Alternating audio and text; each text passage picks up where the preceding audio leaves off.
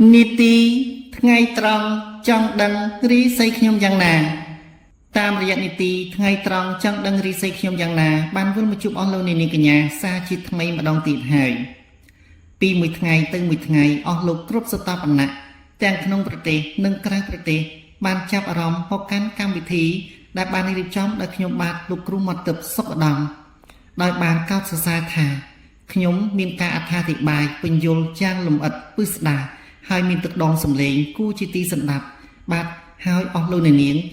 បានសំណូមពរឲ្យនីតិយើងបានកុំឲ្យមានភាពរអាក់រអួលទៀតដែលសូមសំណូមពរឲ្យខ្ញុំលោកគ្រូមាត់ទឹកសុខឧត្តមត្រូវបំពេញនៅភារកិច្ចរបស់ខ្លួនដោយធ្វើយ៉ាងណាឲ្យនៅក្នុងពេលថ្ងៃត្រង់ចង់ដឹងរិស័យខ្ញុំយ៉ាងណានេះបាទបន្ទាប់ពីកំពុងតែញ៉ាំអាហារថ្ងៃត្រង់ឬមួយក៏ក្រោយពីការសម្រាកនៃការញ៉ាំអាហារ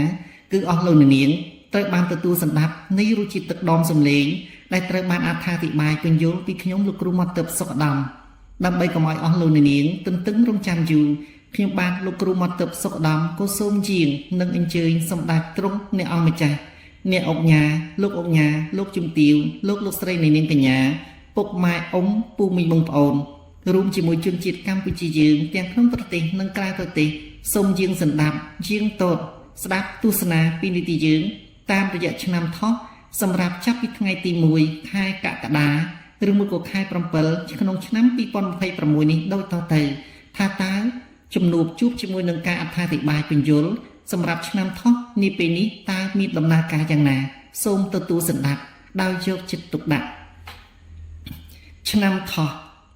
អស់រយៈកាលច្រើនថ្ងៃកន្លងមកការប្រកបមុខរបរផ្សេងបានត្រឹមតែមួយរូបខ្លួនល្អមើលពុំល្អស៊ីឡើយមានចិត្តអន្ទះសាចង់ឲ្យបានដូចបំណងតែពុំសូវបានសម្រេចម្លោះហើយមានអាការៈពុំសូវបានសប្បាយចិត្តជួនកាលមានលីឡំបញ្ហាច្រើនដែលពុំអាចថ្លែងនិយាយបាននិយាយរួចទុកកង្វល់យ៉ាងច្រើនត្រូវបានពួនសំងំតែម្នាក់ឯងដោយសារតែមានសភាពរអាក់រអួលនៅក្នុងវិបត្តិហិរញ្ញវត្ថុ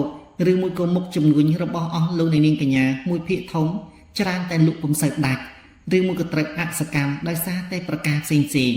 បាទក្នុងនាមជាអាជីវករច្រើនតែមានគេកម្ចីហើយមិនសូវបានសងប្រាក់ត្រឡប់មកវិញជាហេតុបណ្ដាលឲ្យអាជីវករមួយចំនួនអស់សង្ឃឹមបាទមានវិបត្តិក្នុងសង្គមគ្រួសារយ៉ាងច្រើនជាអនេកបុគ្គលខ្លះទៀតបាទជំពាក់ប្រាក់ធនាគារដោយយកឬមួយក៏កម្ចីមកធ្វើប្រកបមុខរបរផ្សេងរួចហើយមានអ្នកជំពាក់បន្តជាហេតុបណ្ដាលឲ្យខ្លួនរកប្រាក់ទៅបង់ការប្រាក់ជូនចំពោះធនាគារឬមួយក៏ក្រុមហ៊ុនឯកជនស្ទើរតែពុំបានដូច្នេះសូមជម្រាបថាឆ្នាំថោះមួយរយៈកាលកន្លងមកនេះច្រើនតែមានមុខដោយមលូមិនសូវបានសម្រេចដោយបំណងពងប្រាថ្នាឡើយរីឯជីវិតរបស់បុគ្គលខ្លះទៀតសាមញ្ញមែនប៉ុន្តែរស់នៅក៏មានអាការៈតក់ក្រហល់ដែរដោយសារតែអស់លោកនាងរកពុំសូវបានដូច្នេះបណ្ដាលឲ្យចំណាយច្រើនជាងចំណូលជាហេតុបណ្ដាលឲ្យដូចជាស្រមោចកំពុងតែវានៅក្នុងផ្ទះខ្លាំងកំពុងតែក្តៅជាដើមនៅទីកន្លែងធ្វើការមួយចំនួនឆ្នាំថោះខ្លះទៀតខំបំពេញកិច្ចការហើយនិយាយក៏ប្រុងប្រយ័ត្នដែរក៏ប៉ុន្តែបែរជាមានគេមិនសូវចូលចិត្តឬមួយក៏យើងធ្វើអ្វីមួយដោយស្មានតែយើងនិយាយល្អបំពេញល្អតែបែរជាគេចាប់អារម្មណ៍ថាយើងមិនបានបំពេញកុសលសមតាមបំណងពងប្រាថ្នាម្យ៉ាងវិញទៀតឆ្នាំថោះខ្លះនិយាយមិនបានគិតមិនបានពិចារណាដោយយល់ថាខ្លួននិយាយគឺពិតជាត្រឹមត្រូវគឺពិតជាធ្វើឲ្យគេមានផលល្អវិជ្ជមានតែតាមក៏ពិតគេបែរជាមិនយល់ចិត្តយើងហើយគេបែរជាយល់ថាយើងធ្វើអ្វីមួយដូចជាដើរខ្សែលើគេទៅវិញជាហេតុបណ្ដាលឲ្យរស់នៅក្នុងសង្គមមានភាពច្របូកច្របល់រកកម្មរកូសផ្លូវចិត្តយ៉ាងច្រើនក៏ប៉ុន្តែនេះពេលនេះអស់លោកនាងកញ្ញាត្រូវចងចាំចំណាំទុកថាចូលមកដល់សប្តាហ៍ទី2នៃខែកក្កដានេះឬមួយក៏ក្នុងខែ7នេះអស់លោកនាងប្រកាសជាបានស្បោទុកកង្វល់ជាមិនខាន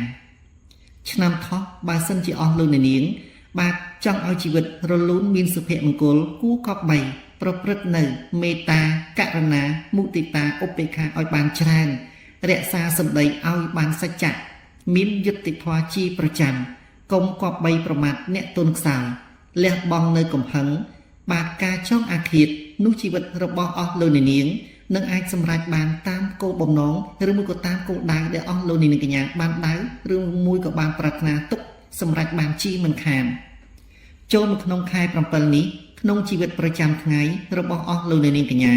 កន្លែងការងារឬមួយក៏កន្លែងក្រុមហ៊ុនឬមួយក៏កន្លែងលក់ដូររបស់អស់លោកនាងឬមួយក៏កន្លែងធ្វើការដែលអស់លោកនាងបើកជាឯកជនក្តីធ្វើការឲ្យគេក្តីគឺពុំសូវមានបន្ទុកសង្កត់ផ្លូវចិត្តប៉ុន្មានទេបាទក្នុងសង្គមគ្រួសារចាប់ផ្ដើមមានការចុះសម្រុងជាមួយគ្នាបានយ៉ាងច្រើនហើយពោលគឺអាចប្រឹក្សាយោបល់ជាមួយគ្នាបានដែលកាលពីមុននោះបាទនិយាយគ្នាស្ដាប់គ្នាពុំសូវបានបំណងល្អរបស់យើងបែរជាគេយល់ថាមិនសមប្រកបឬមួយក៏ស្វាមីមិនសូវជាចំណាក់អារម្មណ៍ជាមួយយើងឬមួយក៏ក្នុងសង្គមគ្រួសារវាតម្លៃយើងខុសប្រក្រតីឬមួយក៏ញាតិមិត្តមានការយល់អ្វីផ្សេងដែលធ្វើឲ្យយើងមានចិត្តអន្ទះសារច្របូកច្របល់ឬមួយក៏មានការប្រើពាក្យមិនសមរម្យជាហេតុបណ្ដាលឲ្យទាស់ទែងខ្វែងយោបល់គ្នាជាដើមបាទឥឡូវនេះទៀតសោតការប្រកបមុខរបរលក់ដូររបស់អស់លោកនាងកញ្ញាជាអាជីវករគឺមានសភាពល្អប្រសើរជាងមុនអតិថិជនឬមួយក៏ភ្ញៀវចូលមកជាវឬមួយក៏ទិញអីវ៉ាន់របស់អស់លោកនាងជាហូរហែដែលធ្វើអស់លោកនាងកញ្ញាមានក្តីសង្ឃឹមមានក្តីសប្បាយនៅក្នុងចិត្តយ៉ាងច្រើនជាពិសេសនោះទៀតសោតគឺអាចនិយាយចំគឺចំពោះអស់លោកនាងកញ្ញាខ្លះដែលជំពាក់ប្រាក់ធនាគារឬមួយក៏ក្រុមហ៊ុនឯកជនអាចមានលទ្ធភាពបង់សងការប្រាក់ត្រឡប់ឬមួយក៏រំលោះដើមទៅវិញបានដោយគ្មានក្តីបារម្ភដោយការត្រៀមមុនទៀតទេបាទរីឯបញ្ហាសុខភាពក៏បានរួចផុតអំពីស្រមោលអពមង្គលដែរមានន័យថាការមុនវិបត្តិផ្លូវចិត្តក៏មានបាទវិបត្តិសុខភាពក៏មានក៏ប៉ុន្តែសម្រាប់ខែ7នេះអស់លោកនាងកញ្ញាមានអារម្មណ៍សប្បាយរីករាយលែងឈឺក្បាលលែងហត់លែងទុក្ខសោកឬមួយក៏លែងក្រេវក្រោធដោយសារតែរឿងអ្នកដទៃឬមួយក៏រឿងសាច់ញាតិរបស់ខ្លួនដែលជាហេតុបណ្ដាលឲ្យខ្លួនមានវិបលាស់នៅក្នុងដួងចិត្តឥឡូវនេះចាប់ផ្ដើមសប្បាយរីករាយលែងគិតលែងខ្វល់ខ្វាយដោយការគ្រីកន្លងមកហើយបាទហើយមិនយ៉ាងវិញទៀតនោះអស់លោកនាងកញ្ញាចំណូលបានច្រើនជាងមុនដែលកាលពីមុនចំណាយច្រើនជាងចំណូលបាទសុខភាពក៏បានល្អប្រសើរច្រើនទំនាក់ទំនងក្នុងសង្គមគ្រួសារឬមួយក៏នៅក្នុងសង្គមដែលនិយាយជាទូទៅរាប់អានបុគ្គលជាទូទៅនឹងបានសមប្រកបមិនសូវគេប្រកាន់ដោយការត្រៀមមុនទៀតទេដូច្នេះចង់ជម្រាបដល់អស់លោកនាងកញ្ញាថារាសីចាប់ផ្ដើមឡើងហើយវាសនាក៏បានរុងរឿងខ្ពង់ខ្ពស់ឧត្តមឧត្តមដែរនេះពេលនេះលេខសំណាងរបស់អស់លោកនាងគឺលេខ747បាទ747នឹងជួយឲ្យជីវិតរបស់អស់លោកនាងកញ្ញាកាន់តែមានរិស័យខ្ពង់ខ្ពស់វាសនារុងរឿងត្រចះត្រចង់ដូច្នេះអញ្ជើញសះចេញម្ដងភ្លាមៗកុំបងឯបងងយូរប្រសិនបើជាពុកម៉ែឬមួយក៏បងប្អូនខ្លះអ៊ំពូមីងខ្លះដែលមិនចេះសះបាទអញ្ជើញឲ្យគេដែលចេះជួយចុចនៅ3ដងនៃលេខសំណាងរបស់អស់លោកនាងកញ្ញា747នឹងធ្វើឲ្យវាសនារបស់អស់លោកនាងកញ្ញាឬមួយក៏អ្នកមីងលោកតាលោកយាយបាទរួចផុតអំពីចំណងគុកកម្មអប្រិយជាមិនខានដែលកាលពីមុនឆ្នាំថោះខ្លះត្រូវបានកូនមិនសូវបានចាប់អារម្មណ៍ជាមួយនឹងលោកឪពុកនិងអ្នកម្ដាយឬមួយក៏លោកយាយលោកតារស់នៅក្នុងភាពឯកោនិយមជាដើមក៏ប៉ុន្តែនាពេលនេះស្រាប់តែមានរស្មីខ្ពង់ខ្ពស់រុងរឿងត្រចះត្រចង់មានន័យថាទឹកមាត់ប្រៃហើយគេចាប់ដើមរាប់អានអស់លោកយាយលោកតាសារជាថ្មីម្ដងទៀតបាទញាតក្តីចិត្តខាងក្តីបានហុចរបស់តិចក្តីទូចក្តីក៏ជារបស់ទ្រព្យមួយដែលមានលៀបហូរចូលគ្រប់ទិសទាំង8ជូនដល់អ៊ំលោកពូលោកមីងលោកយាយលោកតាចាស់ដែរបាទកុំភ្លេចអញ្ជើញសះចេញម្ដងភ្លាមតាមរយៈលេខសំណាង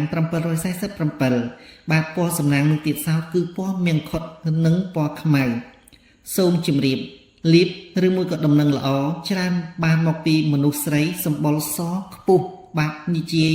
បាទមួយហើយសូមជម្រាបដល់អស់លោកនាងកញ្ញាថាចំពោះថោះស្រីបាទជួបជាមួយនឹងឆ្នាំប្រកាសប្រុសសូមអញ្ជើញស្ដាប់ដោយយកចិត្តទុកដាក់កុំធ្វើដំណើរផ្លូវឆ្ងាយនាទិសខាងលិចនេះជាបណ្ដាំរបស់ខ្ញុំលោកគ្រូមាត់ទឹកសុកឧត្តមបាទរកាប្រុសជួបជំនួបជាមួយនឹងថោះស្រីបាទសូមកុំធ្វើដំណើរផ្លូវឆ្ងាយនាទិសខាងលិច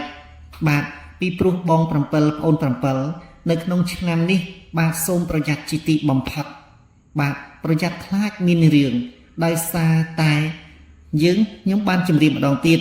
មានរឿងក៏ដោយសារមនុស្សស្រីមានលៀបក៏ដោយសារមនុស្សស្រីបាទ បើសិនជាមានលៀបដោយសារមនុស្សស្រីសម្បុរសខ្ពស់ប៉ុន្តែបើសិនជាមានរឿងគឺមានរឿងដោយសារមនុស្សស្រីទៀបទៅវិញបាទដូច្នេះដំណើរឆ្ពោះទៅទិសខាងលិចសូមកុំធ្វើដំណើរផ្លូវឆ្ងាយម្យ៉ាងវិញទៀតបាទឆ្នាំរកាប្រុសជួបជាមួយឆ្នាំថស្រីបង7ប្អូន7ត្រូវតែតមត្រូវតែប្រយ័ត្នជាទីបំផុតពីព្រោះមានពេកក្រពេកពីព្រោះបង7ឆ្នាំប្អូន7ឆ្នាំបាទហើយចំពោះឆ្នាំថោះអស់លោកនាងគួរចងចាំចំណាំទុកឲ្យតែរក្សាថ្វីមាត់បាទមាត់ជាទេវតាចិត្តជាទេវតានោះអស់លោកនាងកញ្ញាប្រាថ្នាអ្វីធ្វើអ្វីនឹងបានសម្រេចដោយសេចក្តីបំណងប៉ងប្រាថ្នាពេលវេលាបានមកដល់ទីបញ្ចប់មុននឹងបញ្ចប់ខ្ញុំលោកគ្រូមាត់ទឹកសុកឧត្តមក៏សូមជម្រាបដល់អស់លោកនាងកញ្ញាដូចតទៅប្រសិនបើនៅក្នុងសង្គមគ្រួសាររស់នៅមិនចុះសម្រុងជាមួយគ្នាបាទឬមួយក៏ការប្រកបរបរអាជីវកម្មឬមួយក៏ធ្វើជាមន្ត្រីរាជការបុគ្គលិកក្រុមហ៊ុនស៊ីវិលឬមួយក៏ប្រកបរបរផ្សេងទៀតមានផលមិនសូវបានល្អវិជ្ជមានសូមអញ្ជើញជួបជំនួបជាមួយខ្ញុំតាមរយៈភ្ជាប់ទំនាក់ទំនង Telegram 012 64 5118មួយខ្សែទៀត097 77 62 844បាទខ្ញុំលោកគ្រូមាត់ទឹកសុកឧត្តមមានកន្សែងយ័ន្តកន្សែងស្នេហ៍និងមានខ្សែអង្កាមត្បូងថ្មធម្មជាតិយ៉ាងច្រើនសុទ្ធសឹងតែជាចំណុចដែលធ្វើឲ្យអស់លោកនាងជួបប្រទះតែនឹងសុភមង្គលបាទឆ្នាំថោះខ្លះទៀតរស់នៅក្នុងជំនួបអភ័ព្វស្នេហ៍អភ័ព្វញាតិបាទច្រើនតែមានស្វាមីម្ដងទៅពីរដងឬមួយក៏ក្រុមគ្រួសាររបស់នារីឆ្នាំថោះខ្លះបាទនិយាយចំខាងបងប្អូនឬមួយក៏ម្ដាយក្មេកឬមួយក៏បងថ្លៃប្អូនថ្លៃរបស់ស្វាមីនៃឆ្នាំថោះនោះមិនសូវជាពេញចិត្តចំពោះឆ្នាំថោះប៉ុន្មានទេដូច្នេះប្រសិនបើចង់មានសុភមង្គលក្នុងសង្គមគ្រួសារឬមួយក៏ចង់ជួបជាមួយខ្ញុំបាទនៅក្នុងការទូទាយក្នុងលក្ខណៈផ្ទាល់ខ្លួនក្តី